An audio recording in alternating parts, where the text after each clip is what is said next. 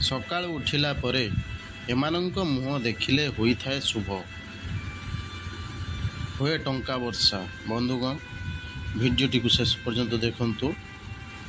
ସକାଳୁ ଉଠିବା ମାତ୍ରେ କୌଣସି ପଜିଟିଭ୍ ସ୍ୱର ଶୁଣିବା ବା ଦେଖିବା ଦ୍ୱାରା ସମ୍ପୂର୍ଣ୍ଣ ଦିନଟି ଶୁଭମୟ ହୋଇଥାଏ।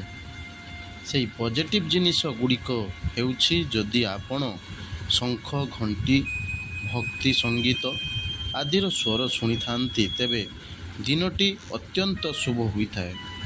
ଯଦି ଆଖି ଖୋଲି ପ୍ରଥମେ ଦହି ବା କ୍ଷୀର ପାତ୍ରରେ ନଜର ପଡ଼େ, ତେବେ ଶୁଭ ହୋଇଥାଏ। ବନ୍ଧୁଗଣ,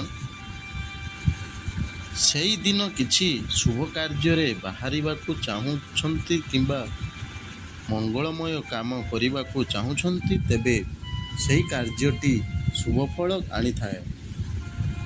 ତେବେ ଆସନ୍ତୁ ଜାଣିବା, ସକାଳୁ ଉଠିଲା ପରେ କ'ଣ ଦେଖିଲେ ଶୁଭପ୍ରଦ ହୋଇଥାଏ। ବନ୍ଧୁଗଣ, ଆମ ଦୈନନ୍ଦିନ ଜୀବନରେ ଆମେ ଅନେକ ପ୍ରକାରର ବସ୍ତୁ ବା ଜିନିଷ ଦେଖିଥାଉ, ଯାହା ଆମ ପାଇଁ ଶୁଭ ଅଶୁଭର ସଂକେତ ପ୍ରଦାନ କରିଥାଏ। ଏମିତି କିଛି ଜିନିଷ ଅଛି ଯାହାକୁ ଦେଖିବା ମାତ୍ରେ ଶୁଭଫଳ ମିଳିଥାଏ, ଆଉ କିଛି ଜିନିଷ ବା ବସ୍ତୁ ଦେଖିବା ମାତ୍ରେ ଅଶୁଭ ଫଳ ମିଳିଥାଏ। ତେବେ ସେଗୁଡ଼ିକ ବିଷୟରେ ଆସନ୍ତୁ ଜାଣିବା।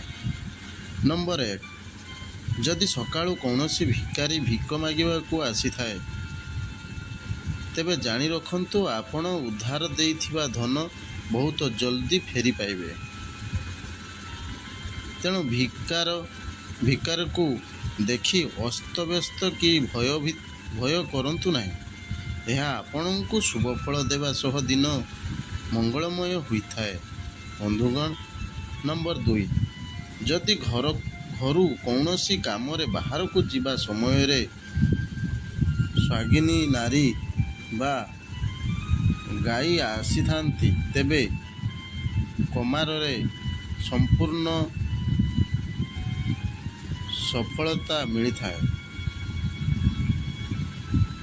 ବନ୍ଧୁଗଣ, ନମ୍ବର 3, ଆପଣଙ୍କ ସାମ୍ନାରେ ଯଦି ସକାଳୁ ଗୁଡ଼ ନେଇ ଯାଉଥିବାର ଦେଖନ୍ତି, ତେବେ ଆପଣଙ୍କ ବୁଝିନିଅନ୍ତୁ କି ଆପଣଙ୍କର କାର୍ଯ୍ୟଟି ବହୁତ ଅଧିକ ଲାଭଦାୟକ ହେବ, ଯାହା ଆପଣଙ୍କୁ ଅନେକ ସଫଳତାର ମାର୍ଗ ଦେଖାଇବ। ଏହା ସହ ଆପଣଙ୍କର ସବୁ କାମ ସଫଳତାର ହେବା ସହ ଶୁଭଫଳ ଆଣିଥାଏ। ବନ୍ଧୁଗଣ, ନମ୍ବର 4, ଯଦି ରାସ୍ତାରେ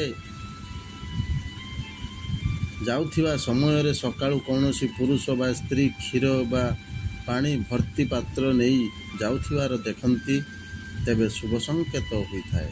ବନ୍ଧୁଗଣ, ନମ୍ବର 5, ଯଦି ରାସ୍ତାରେ ଯାଉଥିବା ସମୟରେ ହସୁଥିବା ବାଳକ ଓ ଫୁଲ ଫଳ ବିକୁଥିବା ସେହି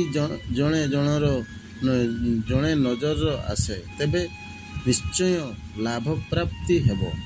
ଆପଣ ବୁଝିନେବେ କି ଆପଣଙ୍କର ସମ୍ପୂର୍ଣ୍ଣ ଦିନଟି ଶୁଭ ଓ ମଙ୍ଗଳମୟ ହେବ। ଆପଣଙ୍କର ସବୁ କାମ ସଫଳ ହେବ। ଏହି 5ଟି ଜିନିଷକୁ ଯଦି ଆପଣ ଦେଖିକି ଶୁଣନ୍ତି, ତେବେ ସମ୍ପୂର୍ଣ୍ଣ ଦିନଟି ଆପଣଙ୍କର ଶୁଭ ଓ ମଙ୍ଗଳମୟ ହେବ ବୋଲି ମନେ କରାଯାଇଥାଏ। ବନ୍ଧୁଗଣ, ଯଦି ଭିଡ଼ିଓଟି ଭଲ ଲାଗିଥାଏ ତ ସବସ୍କ୍ରାଇବ୍ କରିବାକୁ ଜମାରୁ ଭୁଲିବେନି। ଲାଇକ୍ କରନ୍ତୁ, କମେଣ୍ଟ କରନ୍ତୁ, ସେୟାର କରନ୍ତୁ। ଜୟ ଜଗନ୍ନାଥ। ଧନ୍ୟବାଦ।